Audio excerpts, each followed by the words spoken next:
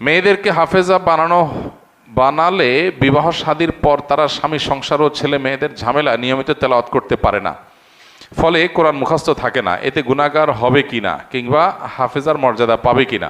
অনেকের কাছে শুনেছি যে কেউ যদি 30 পারা কোরআন মুখস্থ করে ভুলে যায় তাহলে সেটা নাকি কবিরা গুনাহ হয়। এর সত্যতা কতটুকু?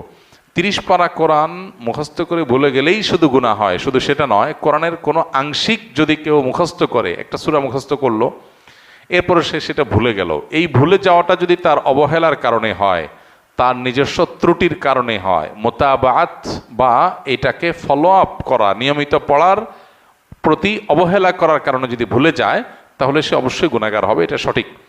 নবী করিম সাল্লাল্লাহু আলাইহি সাল্লামকে মেরাজে আল্লাহ তাআলা বান্দার যত পাপগুলো আছে, গুনাহগুলো আছে, অপরাধগুলো আছে, এগুলো দেখিয়েছেন। কিভাবে তার প্রকৃত রূপ কেমন ছিল সেটা আল্লাহু আলাম। সেই গুনাহগুলোর মধ্যে নবী সাল্লাল্লাহু আলাইহি সাল্লাম এর একটা হাদিস থেকে আমরা জানতে পারি যে সবচেয়ে ভয়াবহ গুনাহগুলোর মধ্যে থেকে একটা দেখানো হয়েছে তাকে, মানুষ যখন কোরআনের কোনো অংশ মুখস্থ করার পর সেটা ভুলে যায়। অতএব কোনো হাফেজ পুরা কোরআন হিফজ করেছে, এরপরে সে পুরাটা ভুলে গেছে, সে আল্লাহর কাছে ভয়ঙ্কর অপরাধী, যদি সে অবহেলা গাফিলতির কারণে ভুলে যায়। ঠিক একইভাবে কেউ যদি কোনো আংশিক কোনো সূরা, কোনো পৃষ্ঠা, কোনো অংশ বিশেষ মুখস্থ করেছে, এরপর এটা ভুলে গেছে, সেও আল্লাহ তাআলার কাছে এইভাবে অপরাধী। তবে এর বিপরীতে কিছু মানুষ আছে যারা কোরআন মুখস্থ করার পর নিয়মিত পড়ে কিন্তু আর ধরে রাখতে পারে নাই, তাহলে অবহেলা নাই এখানে, তার চেষ্টা ছিল, তাহলে সে গুনাহগার হবে না ইনশাআল্লাহ। মেয়েদেরকে হাফেজা বানালে বিবাহ শাদীর পর তারা স্বামী সংসার ও ছেলে মেয়েদের ঝামেলা নিয়মিত তেলাওয়াত করতে পারে না, ফলে কোরআন মুখস্থ থাকে না। এতে গুনাহগার হবে কিনা কিংবা হাফেজার মর্যাদা পাবে কিনা?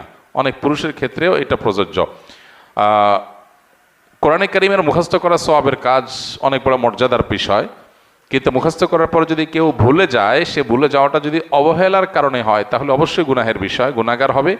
আর যদি অবহেলার কারণে না হয় তাহলে গুনাহগার হবে না। অনেকে বলে মেয়েদের হাফেজা বানানো ঠিক না, কেন? কারণ তারা পরে ভুলে যাবে।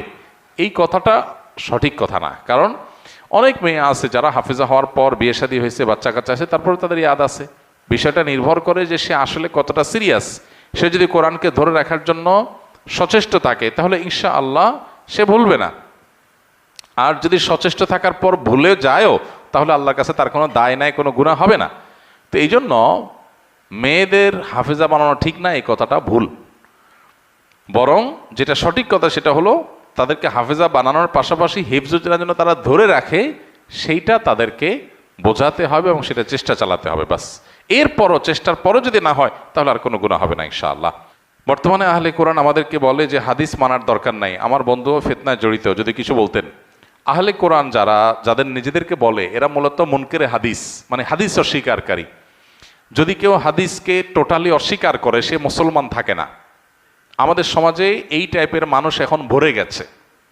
অনেক লোক আছে তারা কোরআনের কিছু আয়াতের অংশ বিশেষ এনে সাধারণ মানুষকে বিভ্রান্ত করে।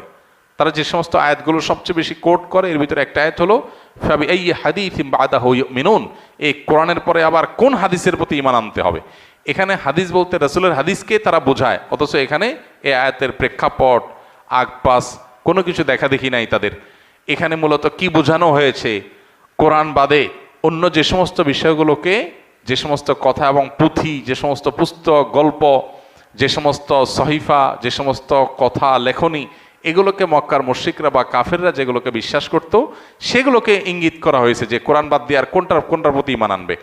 সেখানে তারা এখানে কোরআনের বিপরীতে হাদিস বলতে, এখানে একবারে হাদিস শব্দ বলতে ওই হাদিসের রাসূলকে তারা বোঝাচ্ছে। অথচ হাদিসটা এখানে মক্কার মানুষের মধ্যে বহু ধরনের হাদিসের প্রচলন ছিল। হাদিস বলতে এই রাসূল আকরাম সাল্লাল্লাহু আলাইহি ওয়াসাল্লামের হাদিস না, পূর্বের যুগের বিভিন্ন সহিফা, বিভিন্ন জায়গা থেকে পাওয়া গল্প, এগুলোর বই, পুস্তিকা, লেখনী, এগুলো তারা পাঠ করতো কোরআনের বিপরীতে।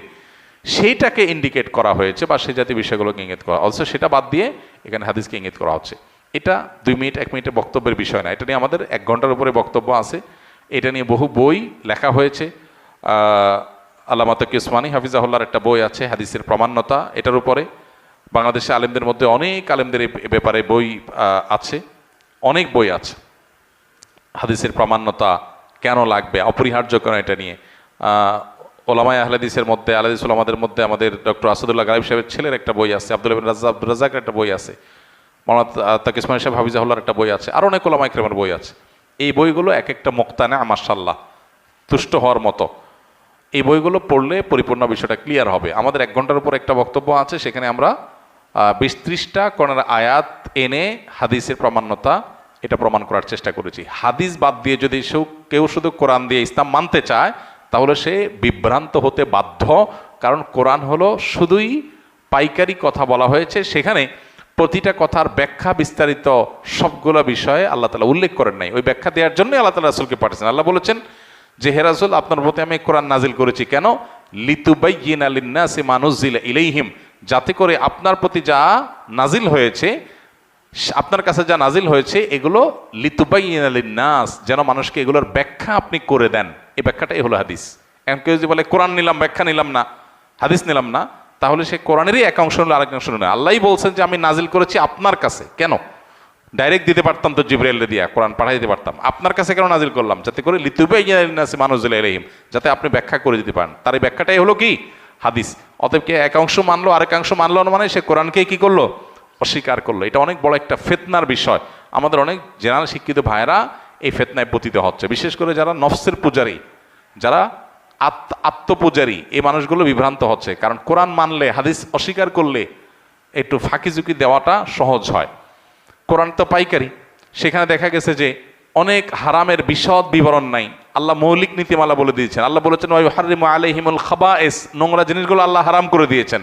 এখন একজন মানুষ বলতেছে আমার কাছে সাপ কেঁচো এগুলো তো নোংরা মনে হচ্ছে না, ভালোই লাগতেছে, আমি খাই, তো সে এটা হালাল বানায় ফেললো। হাদিস যখন মানে তখন এগুলোর ব্যাখ্যা ডিটেইল হাদিসে পাওয়া যায়। অনেকেই আছে যে হারাম কাজ করার জন্য এটাকে একটা শর্টকাট রাস্তা বের করেছে। অনেক নাস্তিকদের একান্ত ঘরোয়া আলাপ নানাভাবে আল্লাহর কুদরতে আমাদের সামনে চলে আসছে, তাদের অসতর্কতা বশত বা যেভাবেই হোক সেগুলো আমাদের কাছে চলে আসছে। সেগুলোতে পরিষ্কারভাবে দেখা যায় যে নাস্তিকদের প্ল্যান হলো বা ইসলামের শত্রুদের প্ল্যান হলো যে ইসলামকে সরাসরি ধ্বংস করার তাদের যে প্ল্যান আছে, সেটা পাশাপাশি প্ল্যান বির অংশ হিসাবে মুসলমানদের মধ্যে এই জাতীয় শয়তানিগুলোকে বিভিন্নভাবে প্যাট্রোনাইজ করে টিকিয়ে রাখা, বিভ্রান্ত করা মুসলমানদের মধ্যে। এটা একটা বড় ফিতনা, যেটা অমুসলিম বা ইসলাম বিদ্বেষীরা, ইসলামের শত্রুরা, তারা প্যাট্রোনাইজ করে ফান্ড দিয়ে তারা এটাকে টিকিয়ে রাখে। অর্থাৎ হাদিস দরকার কি? কোরআনই তো যথেষ্ট।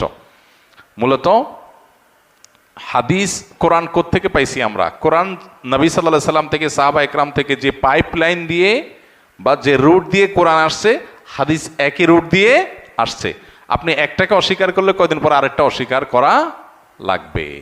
হাদিস সংরক্ষণের ইতিহাস সম্পর্কে যারা জানে না তারা এটা নিয়ে সন্দেহ করতে পারে।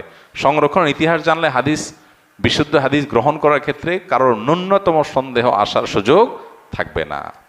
মূলত এই রাস্তাটা খোলা হয়েছে হাদিস একসময় কোরআনকে অস্বীকার করার জন্য।